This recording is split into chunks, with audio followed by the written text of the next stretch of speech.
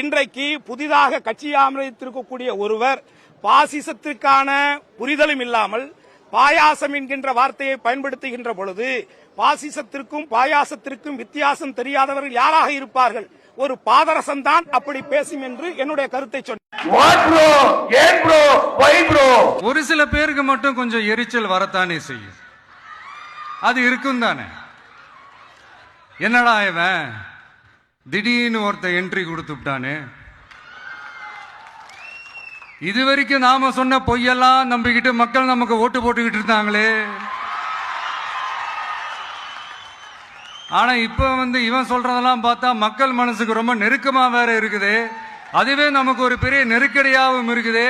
இவனை என்ன பண்ணலாம், என்ன செய்யலாம், எப்படி இவனை க்ளோஸ் பண்ணலாம், ஒரு கன்ஃபியூஷன் ஒன்று வரும். அந்த கன்ஃபியூஷன்ல கத்துறதா கதறதா